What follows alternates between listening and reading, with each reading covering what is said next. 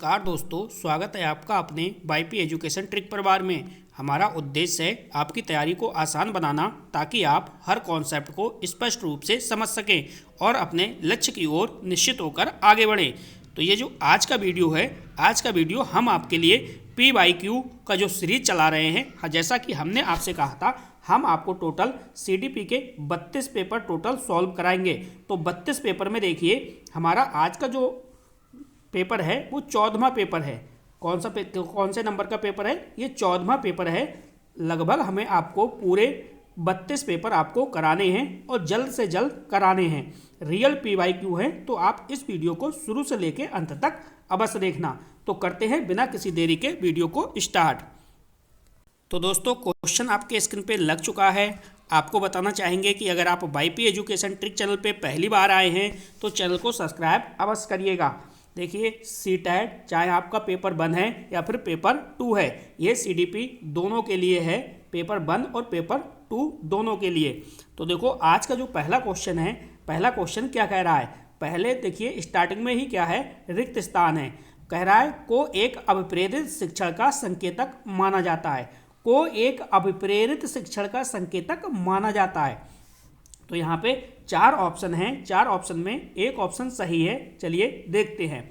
हम यहाँ पे मैं आपको एक बात और बता दूं, ये आप 30% मत समझना, 30% आप मत समझना, सीधे सीधे इनको 120% मानो, क्योंकि मैं आपको दोस्तों चारों विकल्प को सॉल्व कराऊंगा। यानी 30% और 4 विकल्प के साथ सॉल्व कराएंगे तो आपको 120% मानिए। इस वीडियो के अंदर एक एक चीज़ आपको बिल्कुल समझाएंगे तो आपके समझ में आएगा और तैयारी करते हुए भी आपको आनंद आएगा।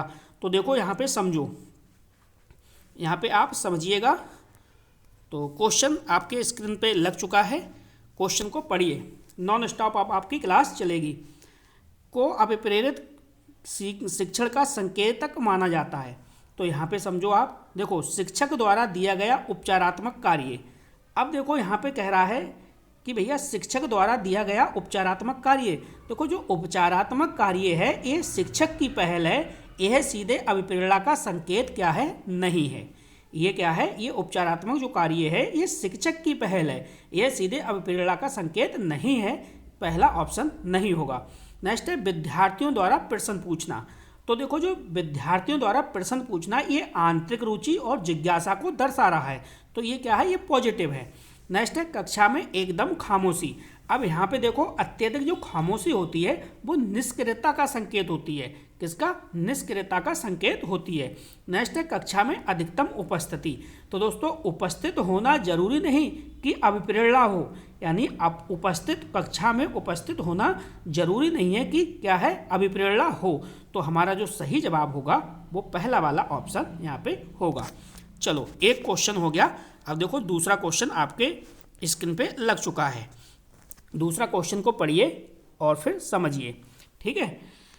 चलिए दूसरा क्वेश्चन देखो। क्वेश्चन कह रहा है निम्नलिखित में से कौन सा बुद्धिमान बच्चे का लक्षण नहीं है? यहाँ पे देखो लिखा है नहीं है, तो जो नहीं है उसको पकड़ना है। यानी 3 पॉजिटिव है और 1 नेगेटिव है, तो नेगेटिव का आंसर क्या होगा? नेगेटिव होगा। पहला क्वेश्चन देखो, वह जो प्रभावपूर्ण एवं उचित तरीके से संप्रेषण करने की क्षमता रखता है। अब देखो यहाँ पे क्या है भाई, बुद्धिमान बच्चे का लक्षण नहीं है, यही तो कह रहा है ना। तो यहाँ पे देखो वह प्रभावपूर्ण व उचित तरीके से संप्रेषण करने की क्षमता रखता है, तो ये क्या है? पॉजिटिव है, क्योंकि तार्किक व प्रभावी संप्रेषण जो है वो बुद्धि का लक्षण है, तो ये तो आपका क्या है? पॉजिटिव है। नेक्स्ट है यह जो अमूर्त रूप से सोचता रहता है। यानी यह जो अमूर्त रूप से सोचता रहता है, तो अमूर्त चिंतन जो है, अमूर्त चिंतन उच्च बुद्धि दर्शाता है। तो जो अमूर्त चिंतन है ये उच्च बुद्धि दर्शाता है, इसलिए पॉजिटिव है। नेक्स्ट है यह जो नए परिवेश में स्वयं को समायोजित कर सकता है। देखो नए परिवेश में अनुकूलन बुद्धिमत्ता है। ये क्या है? अनुकूलन क्या है? बुद्धिमत्ता है। नेक्स्ट है यह जो लंबे निबंधों को बहुत जल्दी रटने की क्षमता रखता है। तो जो रटना है ये स्मरण शक्ति है, बुद्धि नहीं है। स्मरण शक्ति है, ये बुद्धि नहीं है, इसलिए हमारा यहाँ पे डी ऑप्शन बिल्कुल सही जवाब होगा। अगला क्वेश्चन देखो, क्वेश्चन नंबर 3। ये देखिए टाइपिंग में थोड़ी सी मिस्टेक हो गई है, कोई बात नहीं है, हम यहाँ पे नंबर 3 देंगे, ठीक है? आपको ध्यान रखना है। क्वेश्चन अच्छा है, कोई भी इसमें प्रॉब्लम नहीं है। क्वेश्चन क्या कह रहा है, क्वेश्चन को ध्यान से समझिएगा। क्वेश्चन कह रहा है बच्चा दुनिया के बारे में अपनी समझ का सृजन करते हैं, तो ये किसका कथन है? तो सीधे सीधे ये कथन है, इसको याद रखिएगा, ये प्याजे का है। ये किसका है? प्याजे का है। तो अगला क्वेश्चन देखो, जहाँ पे समझाने का होगा वहाँ पे मैं समझाऊंगा, और जो डायरेक्टली फैक्चुअल होगा उसको आगे बढ़ेंगे। चलो समझो। यहाँ पे क्वेश्चन कह रहा है कि भाई कीर्तिका अक्सर घर में ज़्यादा बात नहीं करती, लेकिन विद्यालय में वह काफ़ी बात करती है। यह दर्शाता है कि शिक्षकों की मांग होती है कि बच्चे विद्यालय में खूब बात करते हैं। शिक्षकों की मांग होती है कि बच्चे जो है विद्यालय में खूब बात करते हैं। यह केवल दोस्तों शिक्षक की मांग से व्यवहार तय नहीं होता है। शिक्षक की मांग से व्यवहार तय नहीं होता है। कीर्तिका को अपना घर बिल्कुल पसंद नहीं, तो देखो घर ना पसंद होना, घर जो है वो ना पसंद होना निष्कर्ष नहीं निकाला जा सकता। इससे क्या है? निष्कर्ष नहीं निकाला जा सकता। नेक्स्ट है, उसके विचारों को विद्यालय में मान्यता मिलती है।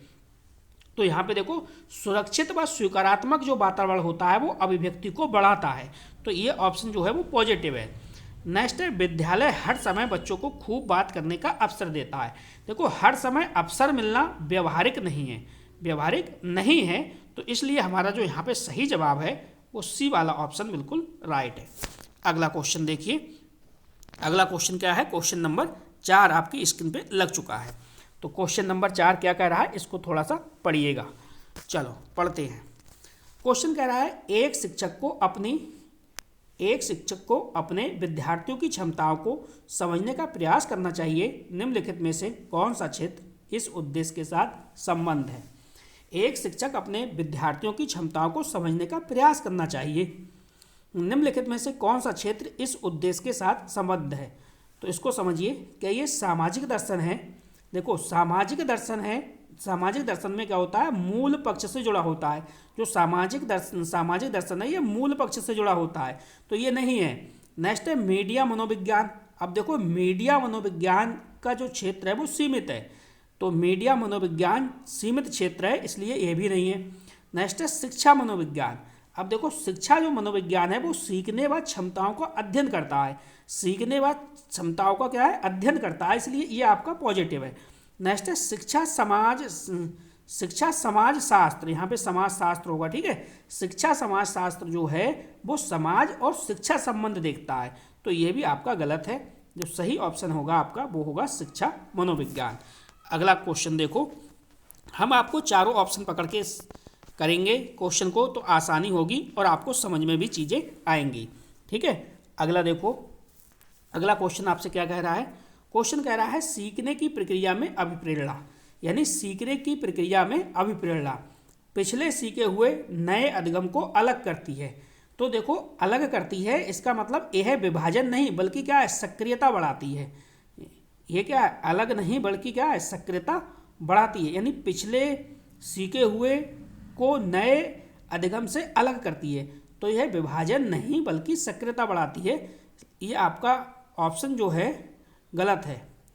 नेक्स्ट है विद्यार्थियों को एक दिशा में सोचने के योग्य बनाती है। देखो दिशा देना गौण भूमिका होती है, तो ये भी आपका क्या है? गलत है। दिशा देना क्या है? गौण भूमिका है। नेक्स्ट है शिक्षार्थी में सीखने के प्रति रुचि का विकास करती है। तो प्रेरणा जो है, प्रेरणा सीखने की इच्छा जगाती है, इसलिए आपका ये वाला ऑप्शन जो है वो पॉजिटिव है। नेक्स्ट है शिक्षार्थियों की स्मरण शक्ति को पैना बनाती है। अब देखो स्मरण शक्ति को बढ़ाना मुख्य कार्य नहीं है। स्मरण शक्ति को बढ़ाना क्या है? मुख्य कार्य नहीं है। यहाँ पे जो होगा वो सी ऑप्शन बिल्कुल सही जवाब होगा। अगला क्वेश्चन देखो, क्वेश्चन नंबर 6। क्वेश्चन नंबर 6 भी आपकी स्क्रीन पे लग चुका है। चलिए इसको इस प्रकार से देखिएगा। क्वेश्चन क्या कह रहा है? क्वेश्चन को एक बार पढ़ते हैं। शिक्षा के क्षेत्र में पाठचर्या शब्दावली की ओर संकेत करती है, तो इसका सही ऑप्शन कौन सा है इसको देखिएगा। देखो यहाँ पे समझो, विद्यालय का संपूर्ण कार्यक्रम जिसमें विद्यार्थी प्रतिदिन अनुभव प्राप्त करते हैं। तो अनुभव प्राप्त करते हैं सीधे सीधे मतलब है पाठचर्या अनुभवों का समग्र रूप है, तो ये जो ऑप्शन है आपका ये पॉजिटिव है। नेक्स्ट है मूल्यांकन प्रक्रिया। तो देखो मूल्यांकन केवल एक भाग है, मूल्यांकन जो है वो केवल एक भाग है। नेक्स्ट है कक्षा में प्रयुक्त की जाने वाली पाठ्य सामग्री। तो पाठ्य सामग्री जो है वो सीमित अर्थ देती है, पाठ सामग्री क्या है, एक सीमित अर्थ देती है। नेक्स्ट है शिक्षण पद्धति एवं पढ़ाई जाने वाली विषय वस्तु। तो देखो जो विषय वस्तु है, विषय वस्तु मात्र पाठ्यक्रम है। विषय वस्तु क्या है, विषय वस्तु क्या है, विषय वस्तु दोस्तों मात्र एक पाठ्यक्रम है, ये आपको ध्यान रखना है। तो ये भी आपका क्या है, नेगेटिव है। जो सही ऑप्शन है वो आपका पहला वाला है। ठीक है, अगर किसी भाई बहन को नोट्स चाहिए या फिर PYQ क्वेश्चन चाहिए तो इस नंबर पे आप संपर्क कर सकते हैं। नोट्स भी मिलेंगे और PYQ भी मिल जाएगा। चलिए अगला क्वेश्चन देखो। क्वेश्चन कह रहा है निचली कक्षाओं में शिक्षण की खेल पद्धति मूल रूप से आधारित है। तो इसका जो सही जवाब है वो क्या होगा, देखो शिक्षण पद्धति के सिद्धांतों पर। क्या है, शिक्षण पद्धति के सिद्धांतों पर। तो केवल शिक्षण विधि पर्याप्त नहीं, तो ये तो क्या हो जाएगा आपका नेगेटिव। नेक्स्ट है विकास और वृद्धि के मनोवैज्ञानिक सिद्धांतों पर। तो देखो बाल विकास के अनुसार जो खेल जो होते हैं वो स्वाभाविक होते हैं। खेल क्या होते हैं, वो खेल जो होते हैं वो स्वाभाविक होते हैं। तो ये आपका क्या है, पॉजिटिव है। नेक्स्ट है शिक्षण के समाजशास्त्रीय सिद्धांतों पर। ठीक है, तो समाजशास्त्रीय सिद्धांत जो है वो माध्यमिक स्तर पर अधिक उपयुक्त हैं। ठीक है, तो इसलिए ये आपका गलत हो जाएगा। शारीरिक शिक्षा कार्यक्रमों के सिद्धांत पर। शारीरिक जो शिक्षा है वो सीमित क्षेत्र है। शारीरिक जो शिक्षा है वो क्या है, सीमित क्षेत्र है। इसलिए आपका जो सही जवाब है वो क्या होगा, बी ऑप्शन होगा, विकास एवं वृद्धि के मनोवैज्ञानिक सिद्धांतों पर। अगला क्वेश्चन देखो, हम आपको दोस्तों रियल पेपर सॉल्व करा रहे हैं। ठीक है, कोई भी कॉपी पेस्ट नहीं है, वही क्वेश्चन करा रहे हैं जो पेपर में पूछे गए हैं। एक बच्चा अतीत के समान परिस्थिति में की गई अनुक्रियाओं के आधार पर नई स्थिति के प्रति अनुक्रिया करता है। यह किससे संबंधित है। क्वेश्चन अच्छा है, क्वेश्चन को ध्यानपूर्वक बनाइएगा और मेरे बताने से पहले आपका जवाब जो है वो आना चाहिए। तो ये सीखने का प्रभाव नियम है। देखो प्रभाव नियम परिणाम पर आधारित होता है। जो प्रभाव नियम है ये परिणाम पर आधारित होता है, इसलिए ये नहीं है। नेक्स्ट है सीखने की प्रक्रिया का अभिवृत्ति नियम। देखो अभिवृत्ति नियम जो है वो समान परिस्थितियों से जुड़ा है। अभिवृत्ति नियम है वो समान परिस्थितियों से जुड़ा है, तो ये पॉजिटिव है। नेक्स्ट है सीखने का तत्परता नियम। देखो तत्परता जो नियम है वो तैयारी से संबंधित है। किससे, तैयारी से संबंधित है। नेक्स्ट है सीखने का सादृश्य नियम। सीखने का सादृश्य नियम, तो ये सह अवस्थिति से जुड़ा है, ये भी आपका सही नहीं है। ए ऑप्शन यानी बी ऑप्शन यहाँ पे आपका सही होगा। ठीक है, क्वेश्चन के हिसाब से बी ऑप्शन। अगला क्वेश्चन देखो, क्वेश्चन नंबर 9। क्वेश्चन छोटा है लेकिन देखिए इसकी गहराई। प्रतिभाशाली होने का संकेत नहीं है। देखो यहाँ पे क्या है, नहीं है। अब नेगेटिव का आंसर नेगेटिव होगा, ये बात ध्यान रखना। अब देखो यहाँ पे दूसरों के साथ झगड़ा करना। अब दूसरों के साथ झगड़ा करना यानी झगड़ा करना क्या है, झगड़ा सामाजिक समस्या है, तो ये क्या है, गलत है, ये नेगेटिव है, नेगेटिव है। नेक्स्ट है अभिव्यक्ति में नवीनता, यानी अभिव्यक्ति में नवीनता यानी प्रतिभा है, कह सकते हो आप प्रतिभा है, तो ये पॉजिटिव है। जिज्ञासा, जिज्ञासा क्या है, जिज्ञासा उच्च क्षमता दर्शाती है। जो जिज्ञासा होती है उच्च क्षमता दर्शाती है, ये पॉजिटिव है। नेक्स्ट है सृजनात्मक विचार। तो जो सृजनात्मक विचार है ये प्रतिभा का लक्षण है, ये प्रतिभा का लक्षण है। तो यहाँ पे सही ऑप्शन क्या होगा, ए ऑप्शन बिल्कुल सही जवाब होगा। अगला क्वेश्चन देखो, क्वेश्चन नंबर 10। क्वेश्चन आपसे कह रहा है कि विशेष आवश्यकता वाले बच्चों को शिक्षा उपलब्ध कराई जानी चाहिए। तो विशेष आवश्यकता वाले बच्चों को शिक्षा जो है वो उपलब्ध कराई जानी चाहिए। ऑप्शन देखो, विशेष विद्यालयों में विशेष बच्चों के लिए विकसित पद्धति द्वारा। तो देखो विशेष विद्यालयों में विशेष बच्चों के लिए विकसित पद्धति द्वारा, ये दोस्तों एक प्रकार से अलगाव समावेशन के विपरीत है। ठीक है, तो ये आपका सही नहीं है। नेक्स्ट है विशेष विद्यालयों में, विशेष विद्यालयों में दोस्तों अंतिम विकल्प है, तो ये भी आपका सही नहीं है। नेक्स्ट है विशेष विद्यालयों में शिक्षकों द्वारा। तो केवल शिक्षक नहीं वातावरण भी जरूरी है, केवल शिक्षक नहीं वातावरण भी जरूरी है। अन्य सामान्य बच्चों के साथ, तो देखो समावेशी शिक्षा है, ये अन्य सभी बच्चों के साथ, ये बिल्कुल टैग वर्ड है समावेशी शिक्षा का, तो इसलिए ये क्या है, सही है, डी ऑप्शन, अन्य सामान्य बच्चों के साथ में। विशेष आवश्यकता वाले बच्चे हैं तो उन्हें अन्य बच्चों के साथ में आप शिक्षा दीजिए। अगला देखो क्वेश्चन नंबर 11। क्वेश्चन नंबर 11, जल्दी से आपने वीडियो को लाइक नहीं करा, वीडियो को लाइक कर दीजिए और वीडियो की लिंक को अपने सभी दोस्तों में शेयर कर दीजिए। आकलन को उपयोगी और रोचक प्रक्रिया बनाने के लिए के प्रति सचेत होना चाहिए। के प्रति क्या है, सचेत होना चाहिए।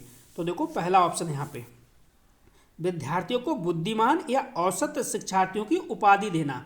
तो देखो उपाधि देना मूल्यांकन नहीं है, जो ये उपाधि देना है ना, उपाधि देना मूल्यांकन नहीं है, तो ये नेगेटिव है।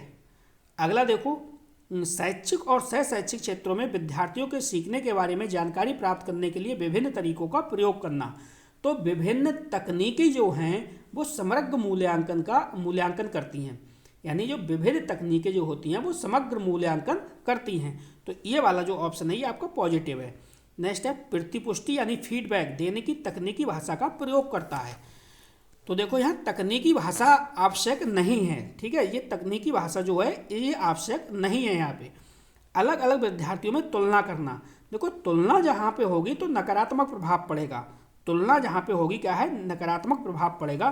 तो इसलिए हमारा ए ऑप्शन है, बी ऑप्शन यहाँ पे बिल्कुल सही है।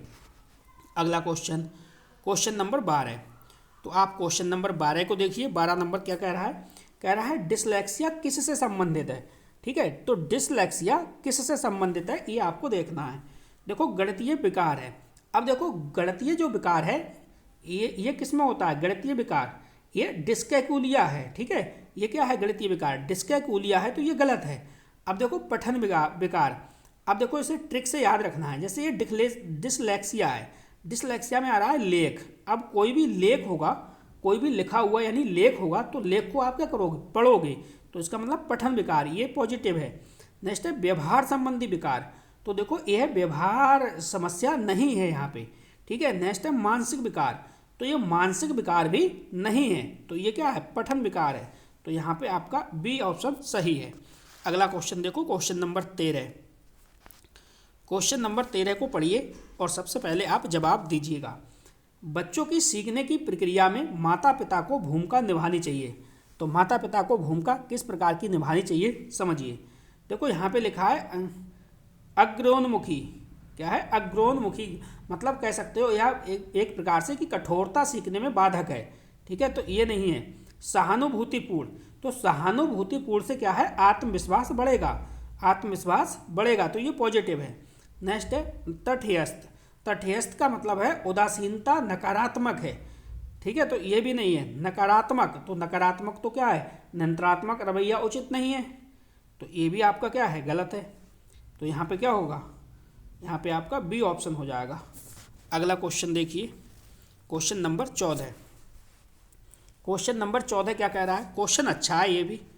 क्वेश्चन कह रहा है कि भाई जो विकास है, विकास कभी ना समाप्त होने वाली प्रक्रिया है, यह विचार किससे संबंधित है।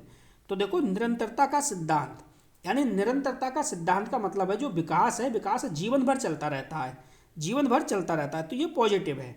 नेक्स्ट है एकीकरण का सिद्धांत। एकीकरण का सिद्धांत का मतलब ये है कि एकीकरण भागों के संयोजन से जुड़ा है, एकीकरण भागों के संयोजन से जुड़ा है, तो ये आपका सही नहीं है। अंतःक्रिया का सिद्धांत, अंतःक्रिया का सिद्धांत मतलब अंतःक्रिया व्यक्ति पर्यावरण से जुड़ी है, किससे, व्यक्ति पर्यावरण से जुड़ी है, तो ये भी आपका सही नहीं है। अंतः संबंध का सिद्धांत, अंतः संबंध जो है वो व्यापक अवधारणा है, क्या ये व्यापक अवधारणा है, तो जो पहला वाला है आपका निरंतरता का सिद्धांत, ये बिल्कुल अच्छा और सही जवाब है, ए नंबर। चलिए अगला क्वेश्चन, अगला क्वेश्चन हमारा क्या कह रहा है, इसका फटाफट जवाब दीजिएगा। काफ़ी अच्छा क्वेश्चन है ये भी, और ये भी सीटेट में पूछा गया है। सीखने के अंतर्दृष्टि सिद्धांत को किसने बढ़ावा दिया है। पहला ऑप्शन है पावलाव। देखो पावलाव जो है वो शास्त्रीय अनुबंधन से जुड़े हैं, तो ये नहीं होगा। नेक्स्ट है जीन प्याजे, जो जीन प्याजे हैं ये संज्ञानात्मक विकास से जुड़े हैं, संज्ञानात्मक विकास से, तो ये भी नहीं है। वाइगोत्स्की, वाइगोत्स्की जो है वो सामाजिक सिद्धांत से जुड़े हैं, तो सामाजिक सिद्धांत से, तो ये भी नहीं होगा। गैस्टाल्टवादी सिद्धांत, हाँ जो अंतर्दृष्टि सिद्धांत है वो गैस्टाल्ट का मुख्य सिद्धांत है, तो इसलिए हमारा डी ऑप्शन बिल्कुल सही जवाब है। अगला क्वेश्चन देखो, क्वेश्चन नंबर 16। क्वेश्चन नंबर 16 क्या कह रहा है, क्वेश्चन नंबर 16 को पढ़िए। क्वेश्चन कह रहा है निम्नलिखित में से किस अवस्था में बच्चे अपने समवयस्क समूह के सक्रिय सदस्य हो जाते हैं। तो पहला ऑप्शन है प्रौढ़ावस्था। देखो प्रौढ़ावस्था में क्या है, स्वतंत्रता अधिक है, प्रौढ़ावस्था में स्वतंत्रता जो है वो अधिक है। नेक्स्ट है पूर्व बाल्यावस्था, यानी पूर्व बाल्यावस्था में निर्भरता होती है, तो ये भी आपका सही नहीं है। बाल्यावस्था, बाल्यावस्था में परिवार जो है वो प्रभावी होता है, ठीक है, तो ये भी आपका सही नहीं है। किशोरावस्था, किशोरावस्था में समूह महत्वपूर्ण होता है। किशोरावस्था में क्या है, समूह बहुत महत्वपूर्ण होता है, तो इसलिए क्या है, देखो इस अवस्था में बच्चे अपने समवयस्क समूह के सक्रिय सदस्य होते हैं। तो हमारा यहाँ पे क्या ऑप्शन होगा, डी ऑप्शन बिल्कुल सही होगा। कोई भी समस्या नहीं आएगी आपको, ठीक है। आपको सीडीपी पढ़ना है तो हमने आपके लिए प्लेलिस्ट तैयार कर दी है, आप प्लेलिस्ट से पे जाइए और आप एक एक वीडियो को वहाँ से देखिए, आपकी सीडीपी बहुत मजबूत हो जाएगी। चलो क्वेश्चन को समझो। देखो, बच्चों के बौद्धिक विकास की 4 विशिष्ट अवस्थाओं की पहचान कीजिए।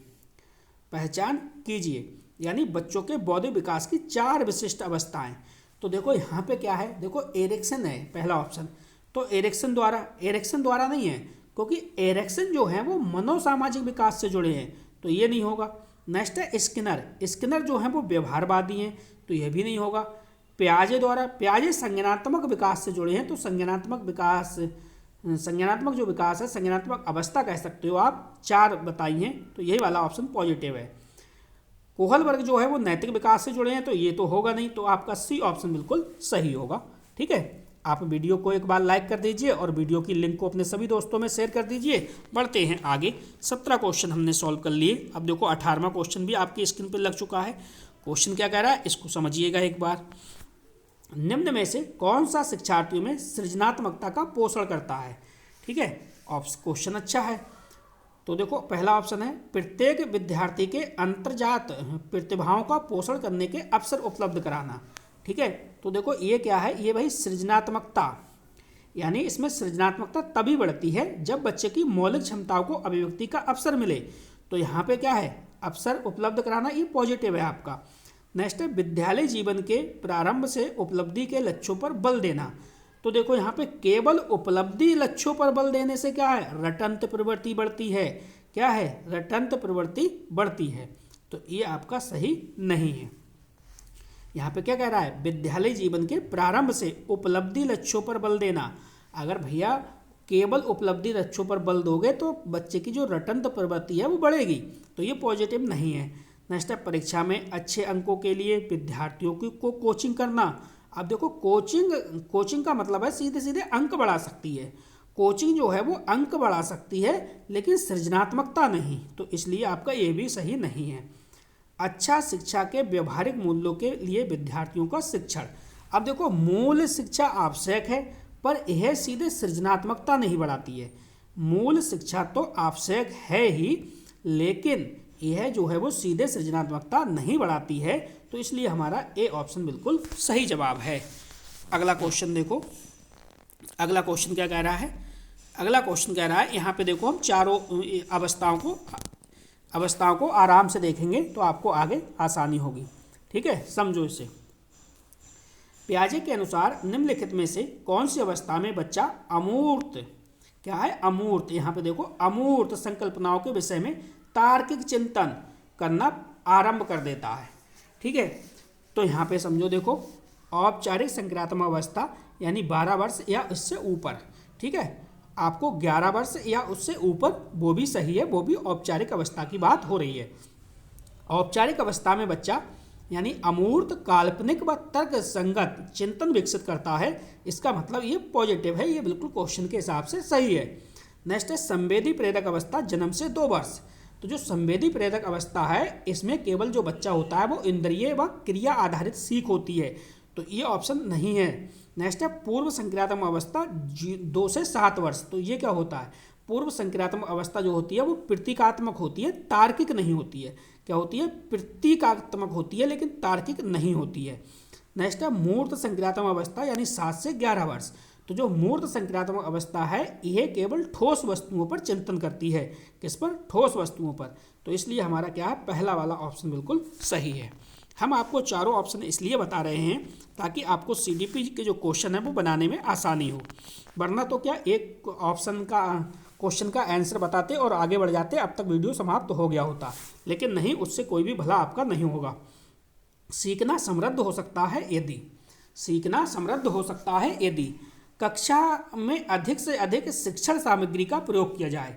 अब देखो अधिक से अधिक अगर शिक्षण सामग्री सीख जरूरी नहीं है कि गहरी हो, ठीक है। इससे ये जरूरी नहीं है दोस्तों, अगर आप अधिक से अधिक शिक्षण सामग्री का प्रयोग कर रहे हैं तो इससे सीख जरूरी नहीं है कि गहरी हो, ठीक है, तो ये सही नहीं है। नेक्स्ट है, विभिन्न शिक्षक विभिन्न प्रकार के व्याख्यान और स्पष्टीकरण का प्रयोग करें। अब देखो यहाँ पे क्या है, व्याख्यान। अगर आप केवल व्याख्यान से सक्रिय अधिगम नहीं होगा, केवल अगर व्याख्यान देंगे तो इससे सक्रिय अधिगम होगा, बिल्कुल नहीं होगा। नेक्स्ट है, कक्षा में आवधिक परीक्षाओं पर अपेक्षित ध्यान दिया जाए। तो देखो अत्यधिक अगर परीक्षण सीखने में बाधक बनता है, ज़्यादा आवधिक, यहाँ पे शायद मेरे हिसाब से जो शब्द होना चाहिए कक्षा में सर्वाधिक, ठीक है, सर्वाधिक होना चाहिए यहाँ पे शब्द, आवधिक की जगह क्या है, सर्वाधिक। तो देखो के अत्यधिक परीक्षण सीखने में बाधक बनता है, ठीक है, ये बात ध्यान रखनी है, तो ये भी आपका सही नहीं है। वास्तविक दुनिया के उदाहरणों को कक्षा में लाया जाए जिससे विद्यार्थी एक दूसरे से अंतःक्रिया करें और शिक्षक उस प्रक्रिया को सुगम बनाए। तो देखो यहाँ पे वास्तविक संदर्भ व सामाजिक अंतःक्रिया से अर्थपूर्ण अधिगम होता है, इसका मतलब हमारा डी ऑप्शन बिल्कुल सही जवाब है। अगला क्वेश्चन देखिए, क्वेश्चन नंबर 21। कमेंट में बताइएगा वीडियो आपको समझ में आ रही है नहीं आ रही है, क्वेश्चन समझ में आ रहे हैं या नहीं आ रहे हैं। निम्न में से कौन से कथन को सीखने की प्रक्रिया की विशेषता नहीं मानना चाहिए, यहाँ पे लगा लेना कि विशेषता नहीं मानना चाहिए, ठीक है। तो नेगेटिव का, क्वेश्चन का नेगेटिव ही आंसर होगा। सीखना एक व्यापक प्रक्रिया है, तो सीखना एक व्यापक व सतत प्रक्रिया है, ये पॉजिटिव है आपका। सीखना लक्ष्योन्मुखी होता है, तो सीखना लक्ष्य उन्मुख होता है, तो ये क्या है, पॉजिटिव है। अन्य अधिगम भी सीखने की प्रक्रिया है, ठीक है। अन्य अधिगम की जगह दोस्तों यहाँ पे शब्द आएगा अनौपचारिक, ठीक है। अनौपचारिक अधिगम भी सीखने की प्रक्रिया है, बिल्कुल, अनौपचारिक अधिगम भी सीखने का रूप होती है, ये भी पॉजिटिव है। नेक्स्ट देखिए, शैक्षिक, यहाँ पे शैक्षिक होगा, ठीक है। शैक्षिक संस्थान ही एकमात्र स्थान है जहाँ अधिगम प्राप्त होता है। तो देखो सीखना केवल विद्यालय तक सीमित नहीं है, सीखना जो है वो केवल विद्यालय तक सीमित नहीं है, इसलिए हमारा जो सही जवाब होगा वो क्या होगा, डी ऑप्शन होगा आपका, ठीक है। डी ऑप्शन यहाँ पे बिल्कुल सही जवाब है। अगला क्वेश्चन देखो, क्वेश्चन नंबर 22। क्वेश्चन नंबर 22 क्या कह रहा है, इसको अच्छे से समझिएगा, ठीक है, इसको पढ़िएगा। चलिए, क्वेश्चन है पहला, 5वीं कक्षा के दृष्टिबाधित विद्यार्थी, 5वीं कक्षा के दृष्टिबाधित विद्यार्थी। तो पहला ऑप्शन है के माता पिता और मित्रों द्वारा उनमें दैनिक कार्यों को करने में सहायता की जानी चाहिए। तो देखो पूर्ण निर्भरता जो है वो आत्मनिर्भरता में बाधक है, ये बात आपको ध्यान रखनी है। नेक्स्ट देखिए, के साथ यानी दृष्टिबाधित बच्चों के साथ कक्षा में समान रूप से व्यवहार किया जाना चाहिए, और जब बच्चा सीडी के माध्यम से सहायता उपलब्ध कराई जानी चाहिए। हाँ, तो ये पॉजिटिव है, ठीक है, क्योंकि समावेशी शिक्षा जो है वो समान व्यवहार और वह सहायक साधनों पर बल देती है, किस पर, समान व्यवहार प्लस सहायक साधनों पर बल देती है, तो ये पॉजिटिव है। नेक्स्ट है के साथ कक्षा में विशेष व्यवहार किया जाना चाहिए। देखो विशेष व्यवहार जो है दोस्तों वो अलगाव को बढ़ाता है, विशेष व्यवहार जो है वो अलगाव को बढ़ाता है, तो ये भी हमारा सही नहीं है। को निचले स्तर के कार्य की छूट मिलनी चाहिए। तो देखो कार्य से छूट देने से सीखने का जो अवसर है वो कम होगा, तो सीखने का अवसर यहाँ पे कम नहीं करना, तो यहाँ पे क्या है, बी ऑप्शन बिल्कुल सही जवाब है। अगला क्वेश्चन देखो, क्वेश्चन नंबर 23। क्वेश्चन नंबर 23 क्या कहता है, इसको समझिएगा। निम्न में से कौन सा बच्चे की सामाजिक मनोवैज्ञानिक आवश्यकताओं के साथ संबद्ध नहीं है। यहाँ पे नहीं है, तो नेगेटिव का आंसर क्या होगा, नेगेटिव होगा, ये बात भी आपको ध्यान रखनी है, ठीक है।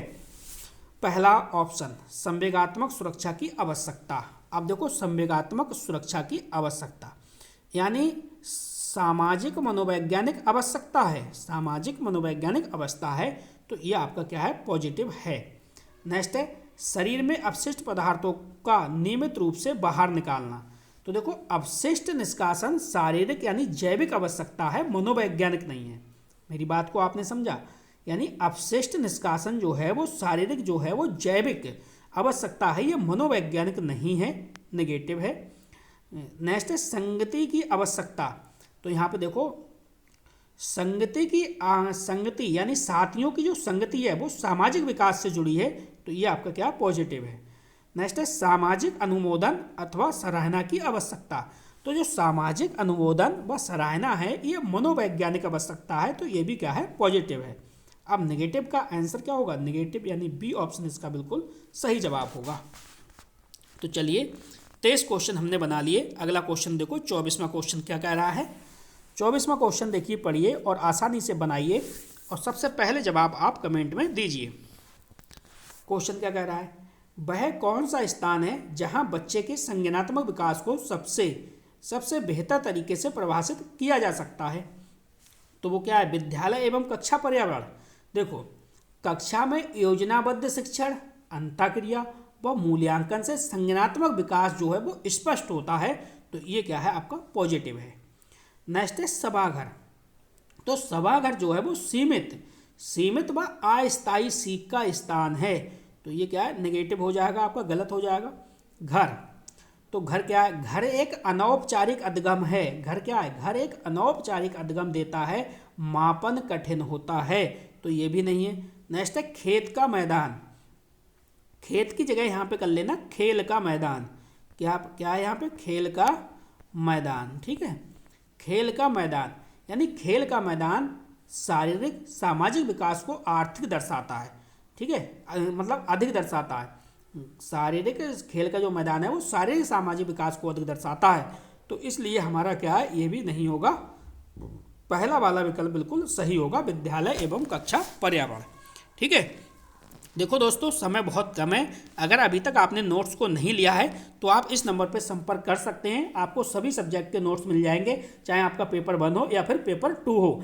अगर आप पेपर 1 और पेपर 2 के अगर आप MCQ क्वेश्चन को लगाना चाहते हैं, सीधे सीधे मैं कहूँगा आपसे PYQ आप लगाना चाहते हैं, तो PYQ के लिए आप इस नंबर पर संपर्क कर सकते हैं। नाम मात्र का चार्ज है, कोई ज़्यादा हाईफाई चार्ज आपसे नहीं लिया जा रहा है, तो नाम मात्र का चार्ज पे करके आप ये सारे सब्जेक्ट ले सकते हैं। इसका आप स्क्रीनशॉट ले लीजिए। चलिए बढ़ते हैं आगे की ओर, समय ज़्यादा बर्बाद आपका नहीं करेंगे। तो 25वां क्वेश्चन देखिए आपकी स्क्रीन पे लग चुका है। क्वेश्चन बहुत अच्छा है, क्वेश्चन को पढ़िएगा और सबसे पहले आप जवाब दीजिएगा। तो क्वेश्चन पढ़ते हैं और एक एक ऑप्शन को सॉल्व करते हैं। देखो प्राथमिक स्तर पर एक शिक्षक में निम्न में से सबसे महत्वपूर्ण विशेषता मानना चाहिए। तो सबसे महत्वपूर्ण विशेषता है वो क्या माननी चाहिए। पहला ऑप्शन है धैर्य और दृढ़ता। अब देखो धैर्य और दृढ़ता का मतलब आप समझो। देखो प्राथमिक स्कूल में जो बच्चे होते हैं वो अलग अलग गति से सीखते हैं, अलग अलग गति तो सीखते हैं। तो देखो शिक्षक जो क्या करता है, शिक्षक जो है शिक्षक को सहनशील, सहयोगी और निरंतर प्रयास करने वाला होना चाहिए, और डर मुक्त वातावरण धैर्य से ही बनता है, तो ये आपका क्या पॉजिटिव है। नेक्स्ट देखिए शिक्षण पद्धतियों और विषयों के ज्ञान में दक्षता। तो इसका क्या मतलब है, ज्ञान जरूरी है दोस्तों, ज्ञान जरूरी है, पर प्राथमिक स्तर पर यह सबसे ऊपर नहीं है, ये बात आपको ध्यान रखनी पड़ेगी। बिना धैर्य के ज्ञान भी प्रभावी नहीं हो पाता, तो ये ज़्यादा अच्छा ऑप्शन आपके लिए नहीं है। अति मानक भाषा में पढ़ाने में दक्षता।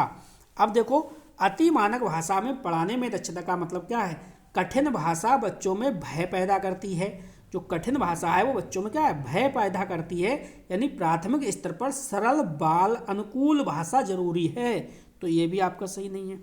पढ़ाने की उत्सुकता। अब देखो उत्कृष्टता जो है वो अनुभव से आती है, पर प्राथमिक स्तर पर भावात्मक समझ अधिक जरूरी है। कौन सी समझ, भावात्मक समझ जो है वो अधिक जरूरी है, तो इसलिए आपका क्या है धैर्य व दृढ़ता। ए ऑप्शन यहाँ पे आपका सही जवाब है। अगला क्वेश्चन देखो, क्वेश्चन नंबर 26। चलिए इस क्वेश्चन को भी देखिएगा आप। क्वेश्चन क्या कह रहा है, क्वेश्चन को पढ़िए और क्वेश्चन को पढ़ने के बाद ही आप जवाब दीजिएगा।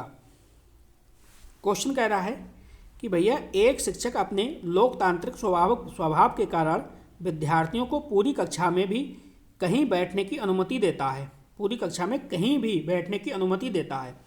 कुछ शिक्षार्थी एक साथ बैठते हैं और चर्चा करते हैं या सामूहिक पठन करते हैं, कुछ चुपचाप बैठकर अपने आप पढ़ते हैं और एक अभिभावक को यह पसंद नहीं आता।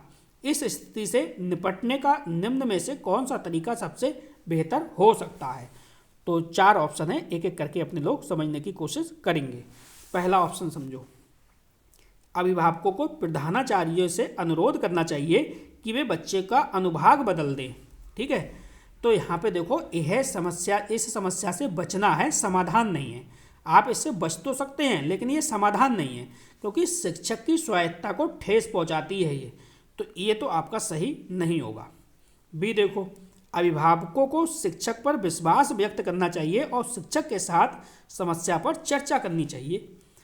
तो देखो क्या है यहाँ पे, भाई शिक्षक अभिभावक संवाद जो है वो अत्यंत आवश्यक है, क्योंकि लोकतांत्रिक कक्षा में बच्चों में सहयोग और स्वतंत्रता क्या है, बढ़ाती है। तो इसलिए ये आपका क्या है, पॉजिटिव है। नेक्स्ट है, अभिभावकों को उस विद्यालय से अपने बच्चों को निकाल लेना चाहिए। क्या आप बच्चे को निकाल लेंगे तो ये क्या है, ये एक नकारात्मक और अव्यावहारिक उपाय है। नकारात्मक और अव्यावहारिक उपाय है बच्चे को विद्यालय से निकाल लेना। ठीक है, तो ये आपका सही नहीं है। अभिभावकों को प्रधानाचार्य से शिक्षक की शिकायत करनी चाहिए। तो देखो बिना समझे शिकायत करना शिक्षा के मूल उद्देश्य के विरुद्ध है, तो ये भी आपका सही नहीं होगा। सही जवाब क्या होगा, बी ऑप्शन यहाँ पे बिल्कुल सही जवाब है इस क्वेश्चन का। चलिए आगे बढ़ते हैं। अगला क्वेश्चन देखो, क्वेश्चन नंबर 27। क्वेश्चन अच्छा है, क्वेश्चन को पढ़िए और पढ़ने से पहले, मेरे आंसर बताने से पहले आपका आंसर आ जाना चाहिए। वह अवस्था जब बच्चा तार्किक रूप से वस्तुओं घटनाओं के विषय में चिंतन प्रारंभ कर देता है। दोस्तों बहुत ही अच्छा क्वेश्चन है, इसको ध्यान से समझिएगा। जीन पियाजे से संबंधित है। आप समझिए 4 ऑप्शन। पहला है औपचारिक संक्रियात्मक अवस्था। क्या है, औपचारिक संक्रियात्मक अवस्था। देखो पियाजे के अनुसार जो औपचारिक संक्रियात्मक अवस्था है, यानी इसमें इसे कहते हैं आप अमूर्त। ठीक है, अमूर्त संक्रियात्मक अवस्था भी बोलते हैं। तो इसमें अमूर्त, तार्किक व काल्पनिक चिंतन होता है। तो इसका मतलब ये पहला वाला ऑप्शन है, क्वेश्चन के हिसाब से बिल्कुल सही है। पूर्व संक्रियात्मक अवस्था, तो पूर्व संक्रियात्मक अवस्था क्या है, इसमें बच्चे की जो सोच है वो कल्पनात्मक होती है, तार्किक नहीं होती है। मूर्त संक्रियात्मक अवस्था क्या है, तो देखो तर्क केवल मूर्त वस्तुओं तक ही सीमित होता है। इसका मतलब ये है, तो ये भी आपका सही नहीं है। संवेदी प्रेरक अवस्था, संवेदी प्रेरक अवस्था क्या है, यह शिशु अवस्था होती है। तो इसलिए ये भी आपका सही नहीं है। सही जवाब क्वेश्चन का क्या है, पहला ऑप्शन यहाँ पे बिल्कुल राइट है। अब आपको कमेंट करके अवश्य बताना है कि दोस्तों वीडियो इसी टाइप की चाहिए तो इस टाइप की मिलेंगी, कंटेंट चाहिए तो कंटेंट मिलेगा। कौन सा सब्जेक्ट आपको सबसे कठिन लग रहा है वो भी आप लिखिएगा, उसमें की भी आपकी हेल्प की जाएगी, उसमें भी आपकी हेल्प की जाएगी। मन का मानचित्रण संबंधित है, मन का मानचित्रण संबंधित है, किससे संबंधित है, यानी माइंड मैपिंग की बात हो रही है। तो पहला ऑप्शन है साहित्यिक कार्यों की क्रिया योजना से। अब देखो साहित्यिक कार्यों की क्रिया योजना का मतलब क्या है, ये योजना से नहीं है बल्कि समझ से जुड़ा है। दोस्तों ये योजना से नहीं बल्कि समझ से जुड़ा है। मन का चित्र बनाने से, तो मन का चित्र बनाने से यह केवल चित्र बनाना नहीं है, यह केवल चित्र बनाना नहीं है। मन की क्रियाशीलता पर अनुसंधान से, तो देखो मन की क्रियाशीलता पर अनुसंधान से, तो ये शोध पत्ती नहीं है दोस्तों, ये शोध पत्ती नहीं है। नेक्स्ट है बोध समझ बढ़ाने की तकनीक से, तो बोझ समझ बढ़ाने की तकनीक से, ये सही है। ठीक है, ये सही क्यों है, क्योंकि माइंड मैपिंग से अवधारणा स्पष्ट होती है। ठीक है, तो ये अधिक प्रभावी तकनीक है, इसलिए अपना डी ऑप्शन बिल्कुल सही जवाब है। चलो अगला क्वेश्चन देखते हैं। अगला क्वेश्चन क्या है, क्वेश्चन नंबर 29, यानी 30 क्वेश्चन हमने करा दिए। एक क्वेश्चन जो था वो आपका सीरियल नंबर गलत हो गया था। ठीक है, तो चलो क्वेश्चन को पढ़ो। विशेष रूप से प्राथमिक स्तर पर विद्यार्थियों की सीखने संबंधी समस्याओं को संबोधित करने का सबसे बेहतर तरीका है वो कौन सा है।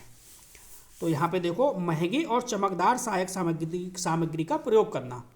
अब देखो महंगी और चमकदार सामग्री जो है वो साधन सीखने की गारंटी नहीं है दोस्तों, साधन सीखने की गारंटी नहीं है। सरल और रोचक पाठ्य पुस्तकों का प्रयोग करना। सरल और जो रोचक पाठ्य पुस्तकें हैं, तो पुस्तकें जो होती हैं सहायक तो हैं लेकिन समाधान नहीं है। जो पाठ्य पुस्तकें हैं ये सहायक तो होती हैं लेकिन दोस्तों समाधान ये नहीं है। कहानी कथन पद्धति का प्रयोग करना। ठीक है, ये सेंटेंस है, ये वाला इसमें थोड़ी सी मिस्टेक है, लेकिन जो मैं बोल रहा हूँ वो सही है। कहानी कथन पद्धति द्वारा का प्रयोग करना, तो देखो यह एक विधि है, सभी बच्चों के लिए पर्याप्त नहीं है। कहानी कथन क्या है? कहानी कथन एक विधि है, तो ये सभी बच्चों के लिए क्या है? उपयुक्त नहीं है, अच्छी नहीं है। क्षमता के अनुरूप विभिन्न शिक्षण पद्धतियों का प्रयोग करना। अब देखो इसको समझो, क्षमता के अनुसार, ठीक है, विविध शिक्षण पद्धति का क्या करना है? प्रयोग करना है। तो देखो प्रत्येक बच्चा अलग होता है, ठीक है, प्रत्येक बच्चा अलग होगा, तो उसके लिए डिफरेंट टीचिंग सबसे प्रभावी तरीका है। तो ये वाला ऑप्शन आपका डी वाला बिल्कुल सही है, ठीक है। हमने टोटल आपसे कहा है हम आपको 32 पेपर सॉल्व कराएंगे। 32 पेपर का मतलब 32 पेपर है, ठीक है। तो वीडियो को लाइक करिएगा, वीडियो की लिंक को अपने सभी दोस्तों में शेयर भी कीजिएगा। तो बस दोस्तों, इस वीडियो में इतना ही था। वीडियो देखने के लिए आपका बहुत बहुत धन्यवाद। मिलते हैं नेक्स्ट वीडियो में। Thank you.